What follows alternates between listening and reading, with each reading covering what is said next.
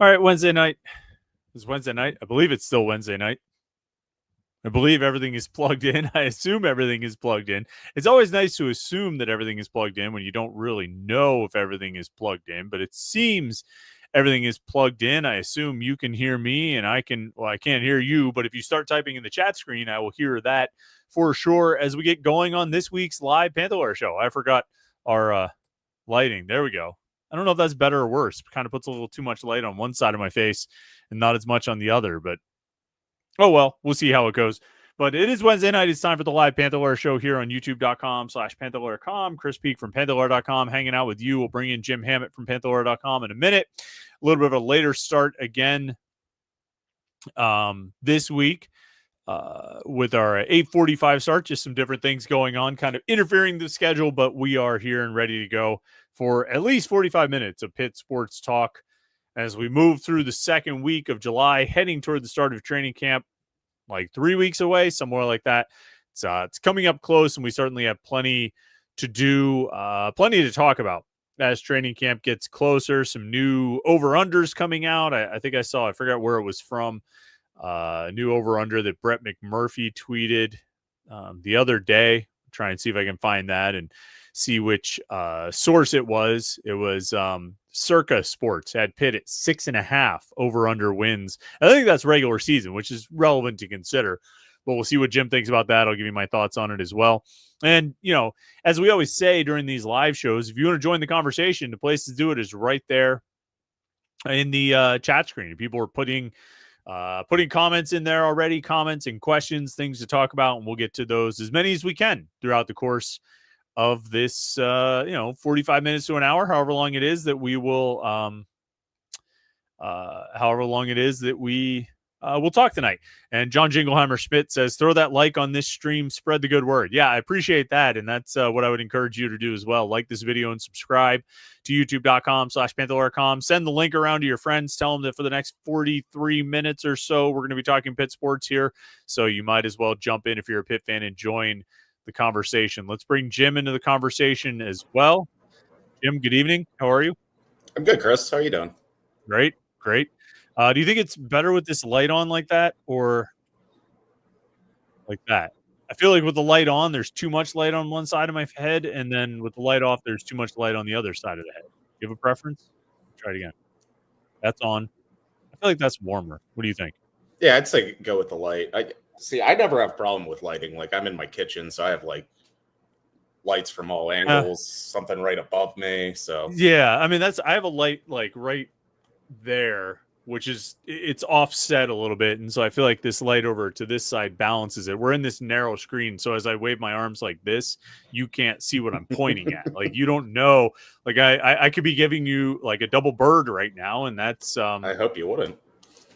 but you don't know. I don't know. And the truth is, I am, just to demonstrate my point. So let's see. Swim Boyd says we have color on Jim's side and gray on Chris's side. I think, it is about the shirts we're wearing, but also I do a bit of a gray tone in the background here, a little bit.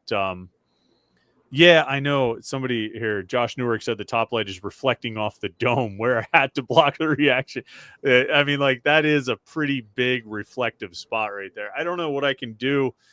Maybe I can slide in or something. If I just do that, then the top of my head is cut off on the screen. But anyway, we'll deal with it. I'll wear a hat next week, Josh, or I'll shave all my hair off, and then the whole thing will just be one giant reflection. But anyway, Jim, since the last time we hung out, what happened? Pitt lost a commitment. Dejon Moore, offensive lineman from Texas, decided to decommit, drops the recruiting class from 21 to 20.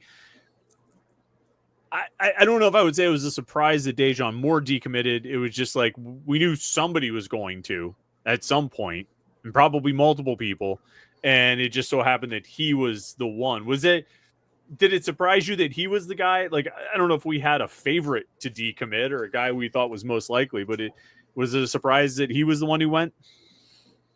I mean, yes and no. I think somebody asked me on the board a couple weeks ago, like I was doing a chat, and I said, they asked like who should we be watching out for, and his name didn't immediately come to mind, but I don't know. I mean, I guess this, just the whole Texas thing's a little new to even you and I. We don't, like, we kind of know, like, Florida recruits, like, sometimes they do crazy things and just kind of do unpredictable things. And maybe that's part of it with Texas too. And the other thing is like, he's a 4-star lineman. Like Maryland just didn't stop recruiting him just because he committed to Pitt.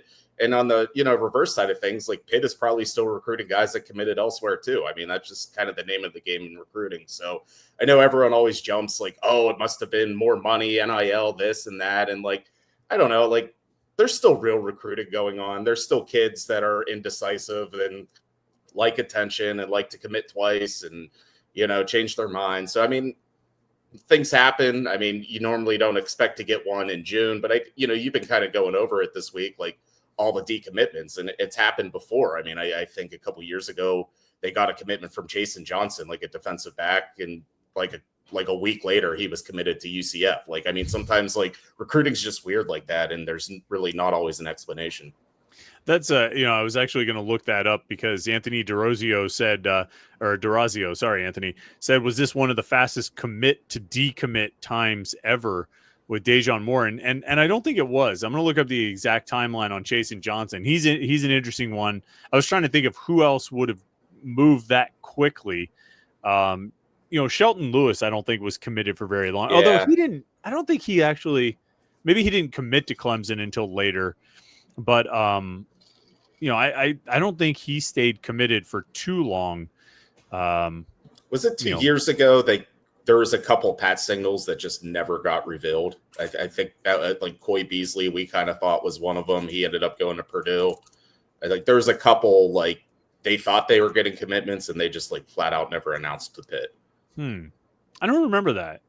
Coy Beasley, I know they thought they were going to get, but I don't remember if there was a tweet about it. According to 24/7, Chasen Johnson committed on the 11th of June and decommitted on the 23rd. So that's about 12 days. So that's a little bit less than Moore, right? Didn't Moore make it a solid like 3 weeks or so? I think so. Dejon I think I interviewed him. I was still at the beach. I was like at the beach house interviewing him about his commitments. So yeah, so he I mean Johnson pretty much flipped that day. And I kind of missed that Johnson transferred to SMU.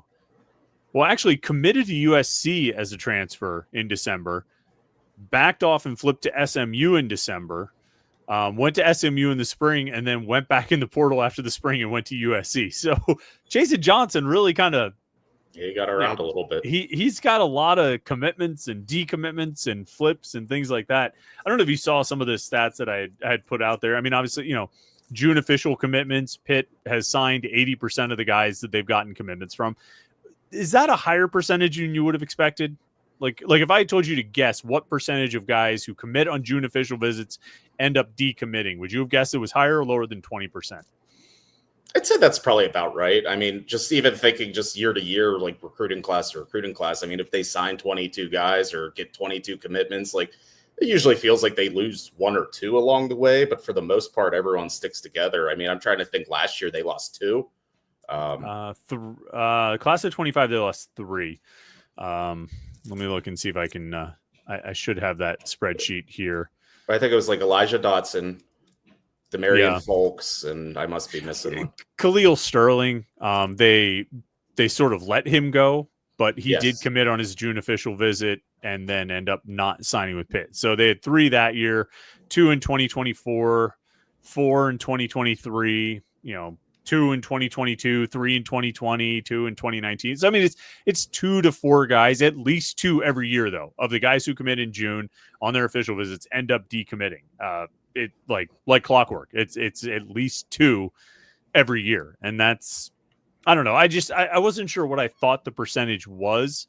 Because I think a lot of people are like, oh, half these kids won't even sign. Well, it's more than half. 80% actually do sign. So it's not quite as bad as people make it out to be. But then, like, I don't know if you saw the follow-up stats of, like, of the guys who signed with Pitt after they committed in June, like 42% went into the transfer portal, like, up to the 2024 class, the guys who have actually been on campus. So you do have that to deal with. Of the guys they lost, the guys who flipped, like from 2019 to 2024, there were 11, 9 of them ended up transferring. So like, and some of them have transferred twice, like Chasen Johnson or, Henry Parrish or T Denson, or some of these guys have like transferred multiple times. But I don't know if that's reflective of, their poor character, or it's just what college sports is these days. But I think the probably the biggest takeaway is like, look, when you get these June official commitments, you are going to lose some of them, but you're going to sign the vast majority of them.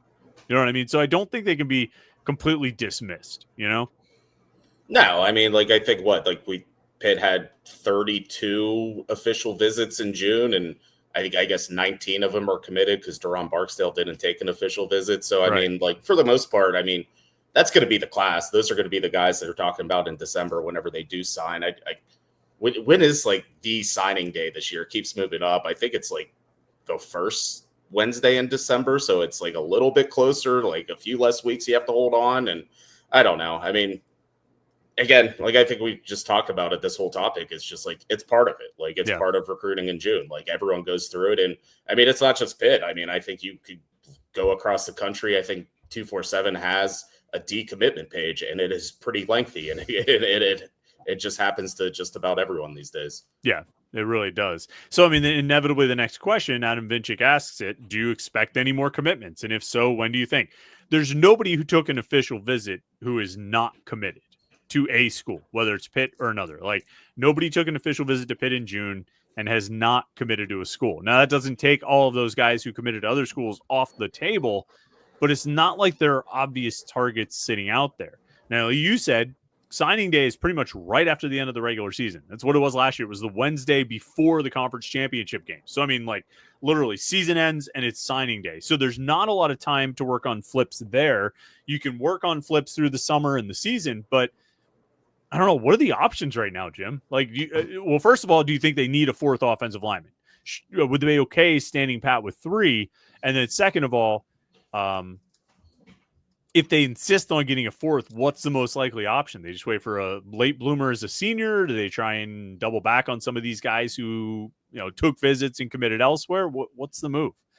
Yeah, like you said, like the options right now aren't very, there's just not many of them. I mean, I keep track of like every single offer of like Pitt gives out like in a recruited class.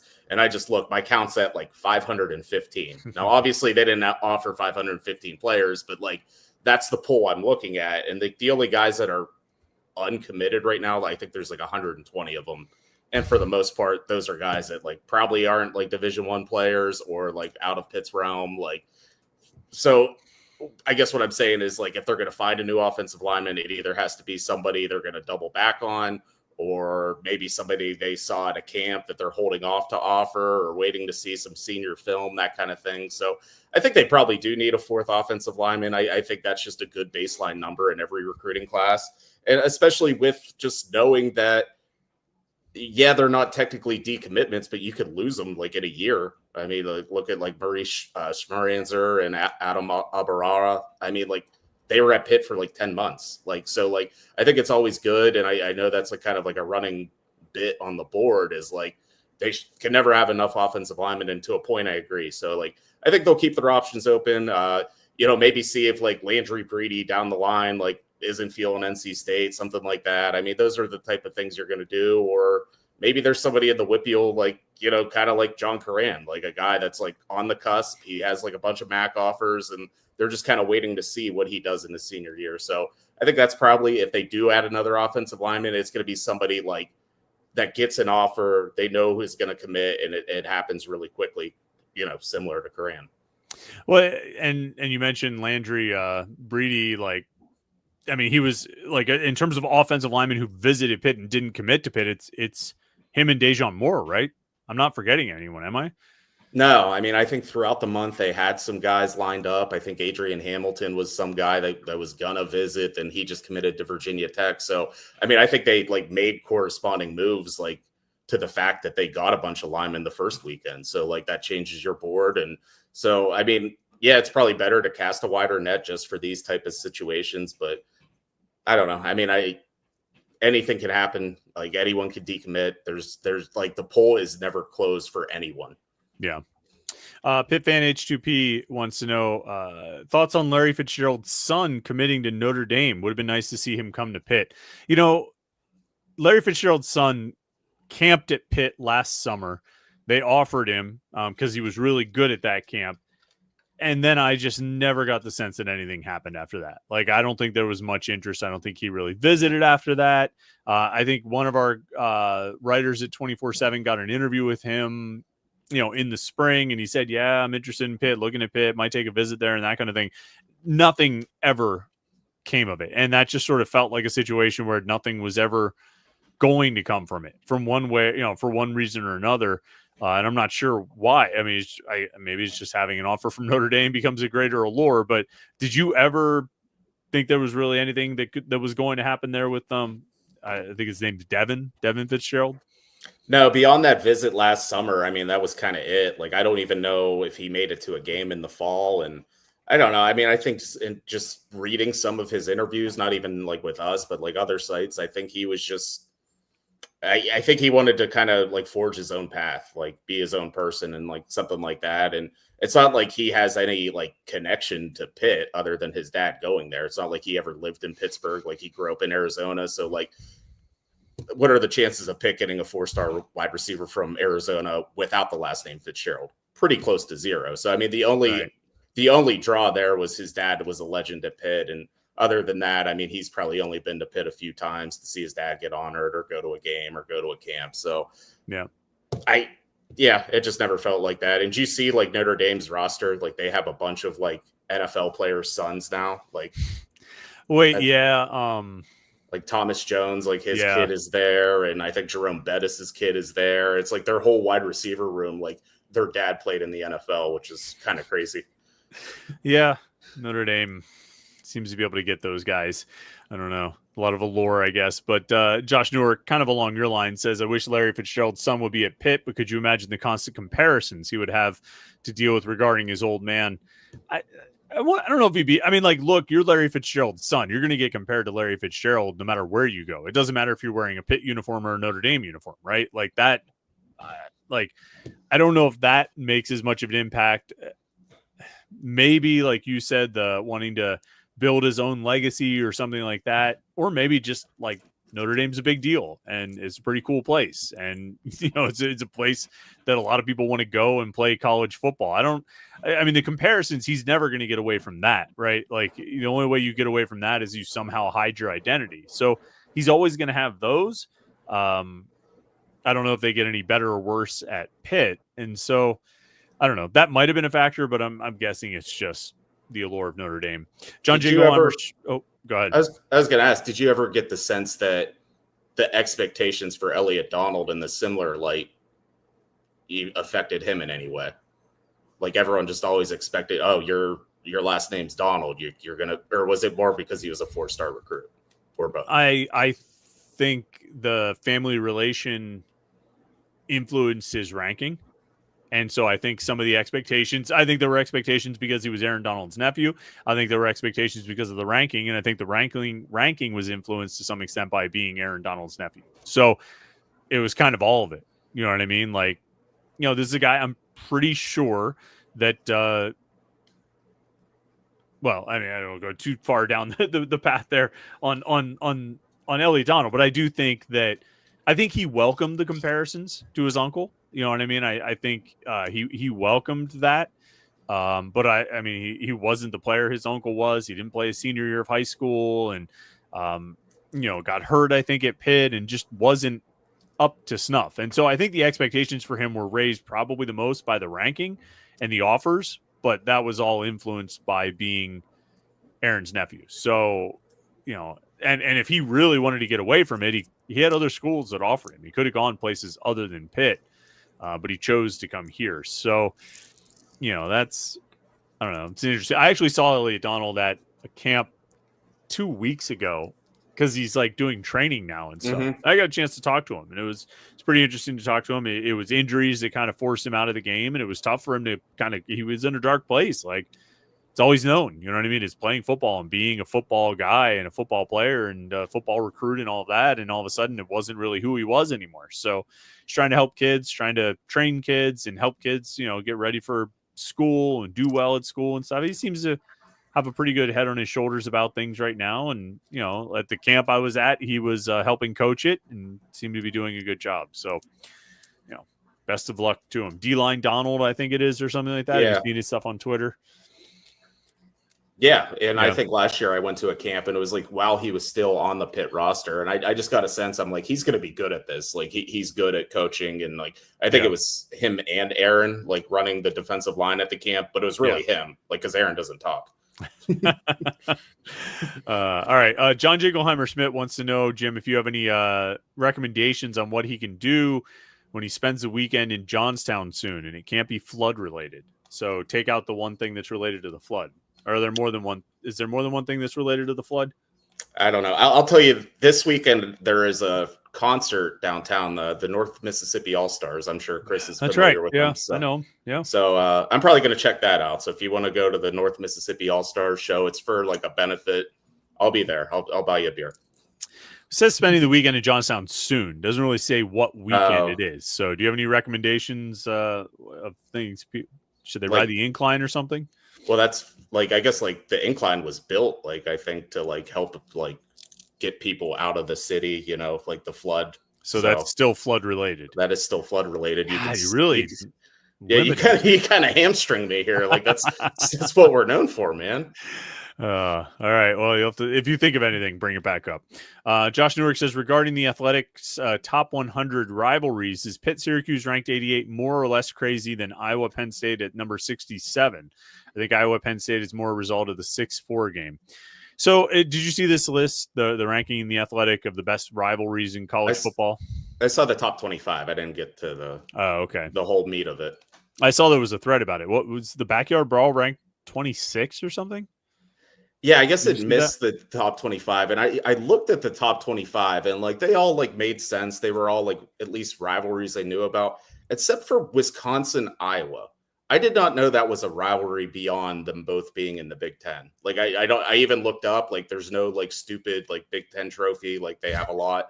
Like it's just like Iowa and Wisconsin. It seems like a rivalry out of circumstance, much like Pitt and Syracuse. Like they are neighboring states and that's it. And they play each other every year. I don't really know if that like I never like see like the Wisconsin Iowa game like featured on College Game Day or anything like that. It's just like they're two Big Ten teams.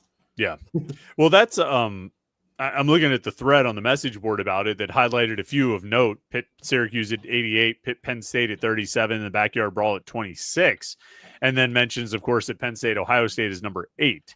And look, I think with Penn State, Ohio State, like they've played big games and they've played games that really matter and they've been in big spots and you know, the spotlight has been on them because of what they mean nationally. But like, I think like, I still don't think Ohio State cares about Penn State other than, oh, you know, they're a top 10 team and we have to win to pad the resume and stay undefeated and have a chance to win the Big Ten, right? Like, I don't think Ohio State is circling the Penn State game for the same reason they circled the Michigan game.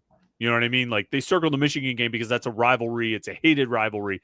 They circled the Penn State game because it's going to be a big game that's important for the season, but not necessarily some big deal. So I don't get that one. I think that's one that is a top rivalry for everybody to watch, but I don't know if, you know, half of that rivalry really cares all that much about it.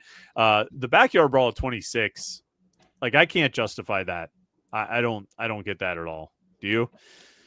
No, I mean, I think it should be top 25. It has a cool name. Like they don't play for a trophy. There is just like genuine dislike. And like, I thought it was so cool.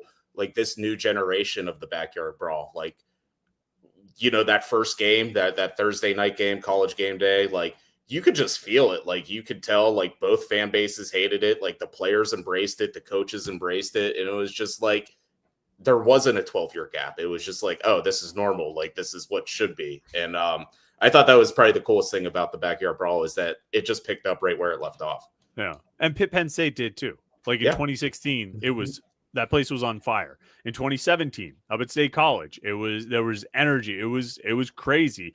And, you know, I think putting it outside the top 35 for Pitt Penn State, like maybe it's just, maybe people have forgotten how great that rivalry was. And that's a testament to the fact that it should be played more often. But I don't know, maybe, you know, it's not a surprise as you look through, like, because somebody posted some of the other ones in the top 10. I'm not surprised that a lot of them are SEC or Big Ten related. Like, this is what it is. This is what we get. But I mean, these are some of the I do think Pitt is involved in two of the better rivalries in college football history. Maybe it's more about what, like, right now, what is the best active rivalry or something like that. But even then, Pitt West Virginia is being played right now. I mean, that rivalry is currently active, at least for this season. So, I don't get it. Like you said, it's got a cool name, and it wasn't a name that was like forced on it. You know what I mean? It wasn't a name that was sponsored and manufactured like River City Rivalry. Like, it's a name that just it has always had, and they've had epic games, but whatever. Let's see. John Jiggleheimer Schmidt wants to know who the projected starters this year on the offensive line will be. A majority transfers. I think it will be a majority transfers, if only because Lyndon Cooper is technically a transfer, even though he was here last year. So, I mean, I think Ryan Baer and BJ Williams would be starters, but the other three spots are going to be transfers. Either guys, it's going to be Lyndon Cooper and probably two guys who came in from last year. I think it's possible that even one of the transfers from this year could, maybe unseat BJ Williams, like fight BJ Williams for one of the spots. I think BJ will start. I think he's been a multi-year starter and he's a pretty good player, but I mean, yeah, I think you'll have at least three transfers starting on the offensive line and potentially four. Right now, my guess, Jim, is Ryan Baer at right tackle, BJ Williams at right guard, Lyndon Cooper at center, and then some combination of Kendall Stanley, Jeff Percy, and Keith Gouvet, the three transfers who came in. I'm not sure what combination it'll be because it seems like Stanley could play either one, whereas Percy's a tackle and Gouvet is a guard, but that gives you the option to kind of mix and match however you want. But that would be my projection now. I mean, I assume you're probably on the same page with that. Yeah, I think I wrote the offensive line preview a couple of weeks ago, and I think I came up with Percy at left tackle, Stanley at left guard, then the three returning starters like center to right tackle. I think that's what it's going to be. I mean, like, kind of leaving spring ball, that's kind of the sense I started to get. Like, I think early on in spring ball, it kind of looked like they were only working Stanley at tackle.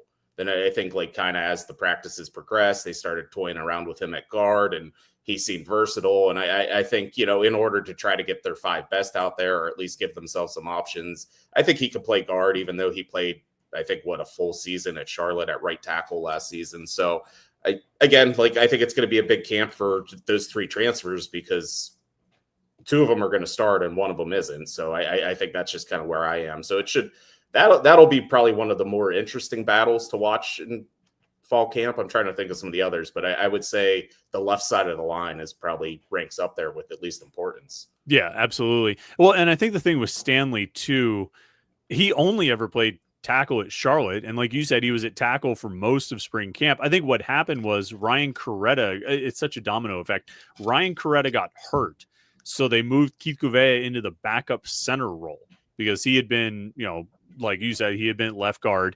Ryan Coretta had been the backup center, so when they moved Gouvet into the backup center role, then they moved Stanley inside to guard. So I don't know if they saw something there that they're like, oh, wait, that worked out really well, or if they're going to go back to Stanley at tackle. But the versatility allows them greater options in terms of finding their best five, right? So if it ends up being Percy and Stanley, you can do that. If it ends up being Stanley and Gouvet, you can do that. If it ends up being, Percy and Gouvet, you can do that. If it ends up being all three of them, you can do that. You can move one of them in at right guard or right tackle or center or wherever else you want to put them if they're three of the five best. So, I mean, having that versatility, I think, is important. And so, yeah, to answer the question, I mean, I do think it'll be a majority transfers. It's a question of whether it'll be three or four, and it's a question of who's going to start on that left side of the line. Josh Newark wants to know, how surprised were you that Heather Lyke got a sort of high-level athletics position at a Power 4 school? Yeah, she got hired at Syracuse. What was her title, Jim? Did you see that? I didn't see her exact title. Probably something with senior executive, associate, general, vice executive, athletic director, some combination of words. They put they put the words senior, associate, executive, what are some of the other ones? Assistant, and like two or three others, vice. on pieces of paper and put them in a hat, and they draw like 3 out, and that's how they come up with the titles. And then, so, her title is probably some combination thereof. I'm not surprised at all that she got another job. This is what happens in athletics and sports. People get recycled, like, no matter how unceremoniously they were, ditched at their last spot. They all, like, everybody always finds a landing spot. Like, who has ever like disappeared from athletics? I feel like it's like a lifetime appointment. You know what I mean? Like, you get into a job in athletics and you are in it for life, as long as you want to. No matter how good or bad you are at your job, you will be in it forever. So I was not surprised at all. Were you? No, not even in the least. And it wouldn't surprise me if she continues to get jobs at pretty good athletic departments too, or if she ever gets an AD job ever again. Like, she had a pretty good track record for, to a certain point. So like in those circles, because they do like to recycle people, like, her name's just always going to be a name that pops up. Yeah. And look, she could put together a resume. You know what I mean? I think she was very good at building a resume, and I think her resume from her time at Pitt, she could probably make that look pretty good. I think there were plenty of resume bullet points that came out of that era.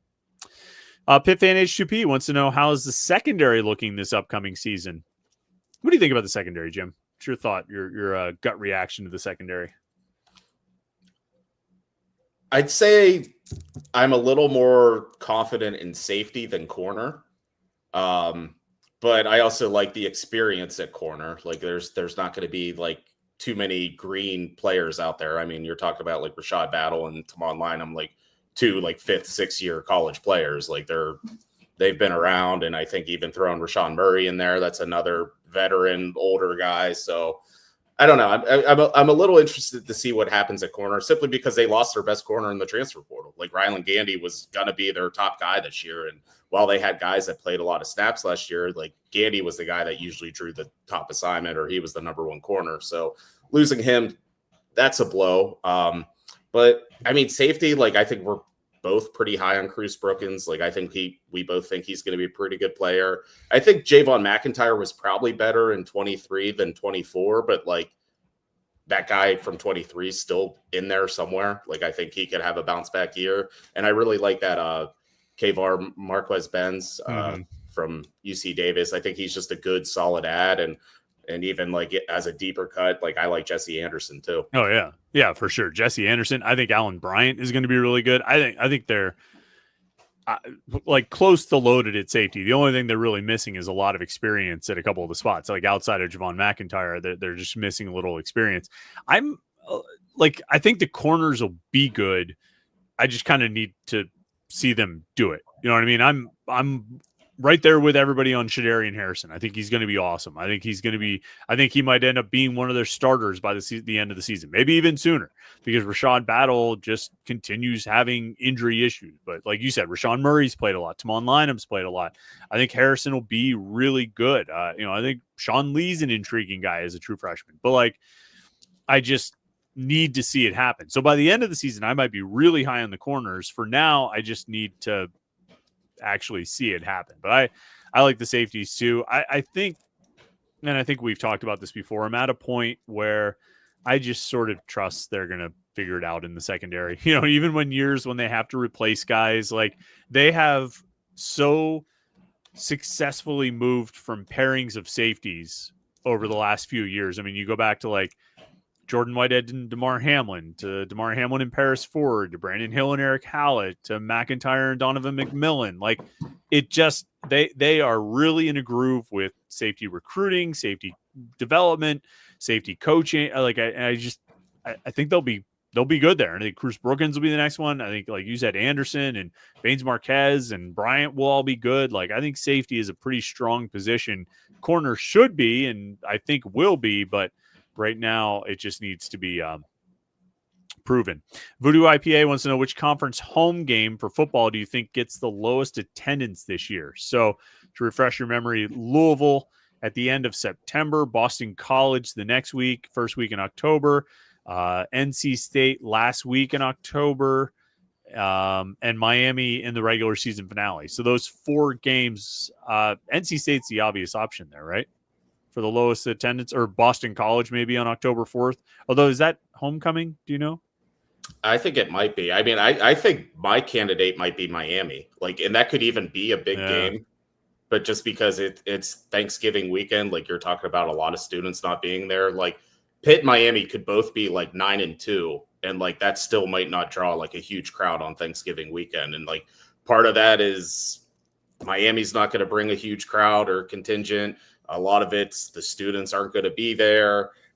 People are traveling. Like that big, like Pitt doesn't, like Pitt's biggest rivalry is West Virginia, and they play in September. Like everyone else plays their biggest rivalry game that weekend. Like, I mean, through the years, like sometimes it's Miami, sometimes it's Syracuse, sometimes it's Boston College. So there's been no consistency with that last game of the year. And I think we've seen some pretty dull crowds. Even the upset game, the Kenny Pickett 2017 Miami game, like it was an okay crowd, but like Pitt wasn't very good.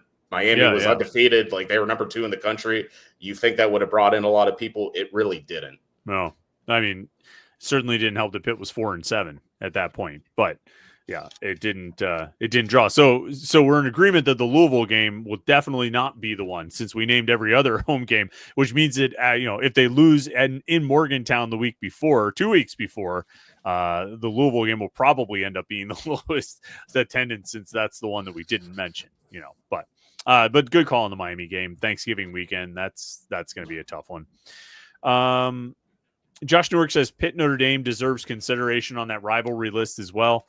I think Pitt Notre Dame has been a great rivalry. I think they've played great games. I think they've got a long history, but the reality is everybody wants to think of Notre Dame as a big rival. And like on the national scale, like USC is a bigger rival and Michigan is a bigger rival. And like, I would bet if you polled national, like college football writers and national college football fans, they would put Pitt Notre Dame on the same level as like Stanford Notre Dame, if not a step below. I just don't think, like, we recognize it for some great games, classic games and long history, but I don't think it has that same kind of recognition nationally. Do you?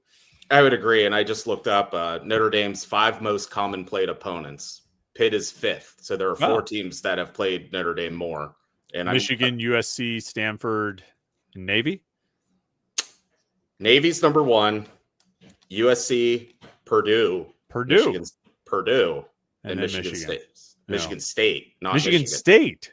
Michigan. Why am I thinking Michigan was a big?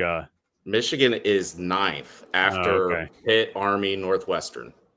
Why am I throwing Stanford in there? You know what? I think Stanford people made a big deal about how they were joining the ACC and whether they were going to lose their annual Notre Dame game because they had like an ongoing series. Can you see where Stanford is on that list?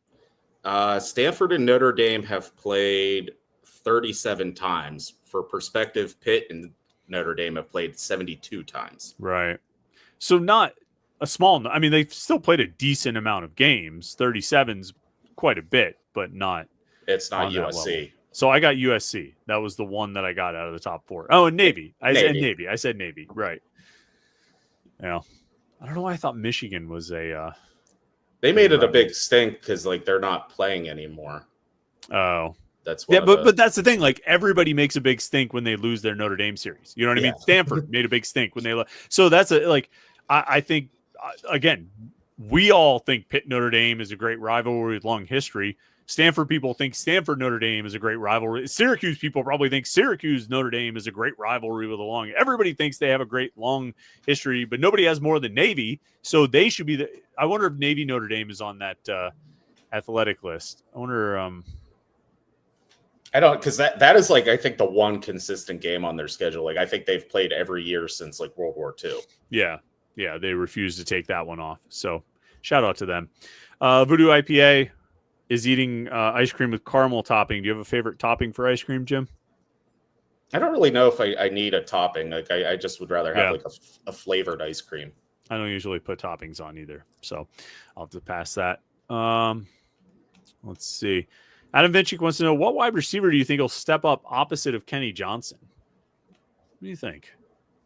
I think that's kind of the $1 million question, because if we think of all the positions on the field and all the areas that need to improve or show something, like wide receivers pretty close to the top of my list of like biggest concerns or question marks. I mean, I think we saw enough from Poppy and Sincerely last year that they are viable secondary options. I don't know if that's like who I want to be like the number 2 wide receiver.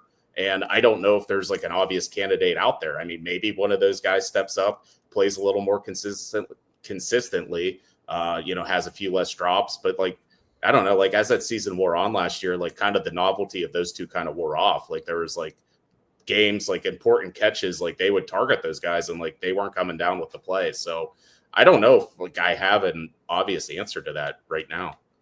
Yeah, I almost wonder if like Blue Hicks, Yeah. like, I mean, or Tyreek Robinson or somebody like that. There's just, when I ranked the offensive positions yesterday on the morning pit, or maybe that was today, 5-1, like I put tight end at number 5. I put wide receiver at number 4. Like I would agree. I've so many questions, but I feel like last year we talked about like, I just don't see a number 1 wide receiver. Who's going to be the number 1 wide receiver? And to some extent, the offensive scheme kind of took care of that, right? Because they fed the ball to these guys so much. I mean, they were able to make plays. I still don't know if there's a legit wide receiver 1. Kenny Johnson's getting paid like a legit wide receiver 1, but I don't know if there's a legit wide receiver 1 in this group, at least from what they've shown us thus far. So you need that number 1 guy to emerge, but then like this question, you need somebody else to pop up next to him. And like, I don't know who it is. Like, I don't think Deuce Spann is really going to be it. So maybe it's Blue Hicks, but you know what? They need Kenny Johnson to be the man, right? Like it is, this question is like, who steps up opposite Kenny Johnson? What about Kenny Johnson? Like Kenny Johnson has to be a force out there this year. Like he needs to command the kind of attention from opponents that he's commanding from other schools, in the off season. So, and that hasn't happened yet. I don't think he's really had that kind of presence on the field.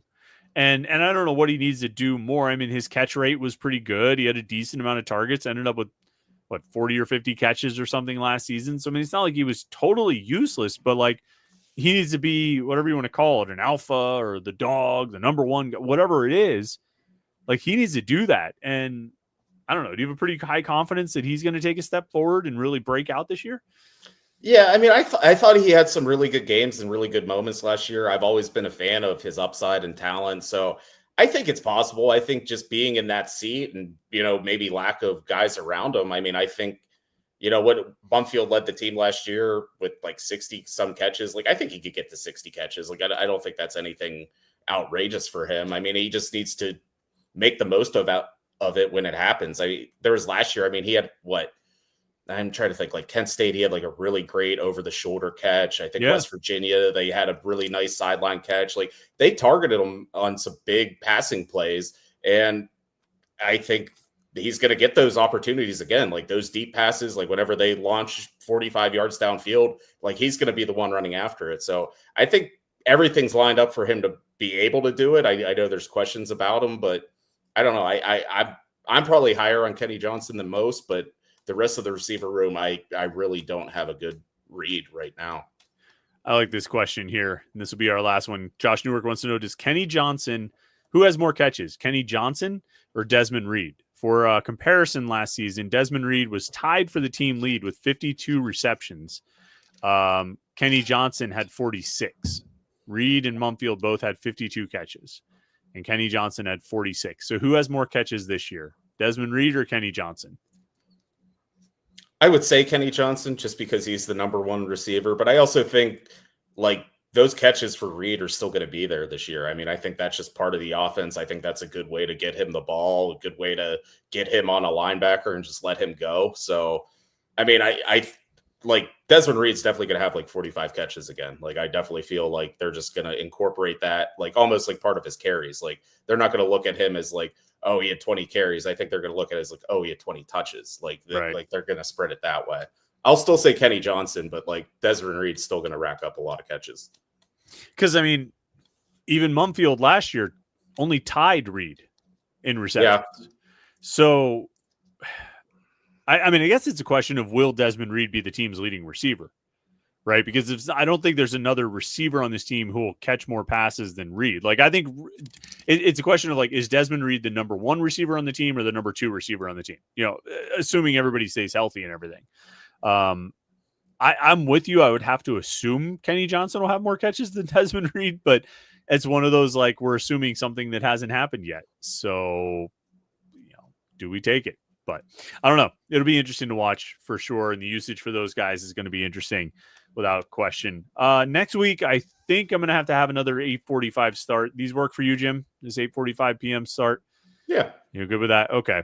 Well, we appreciate, obviously once we get into training camp and get into the season, we'll be back to our full hour. But I think next week I have one more scheduling conflict on a Wednesday night. So we'll be 8:45 start. But I appreciate everybody who tuned in this week with the comments and questions on the chat. It's always fun during these live streams.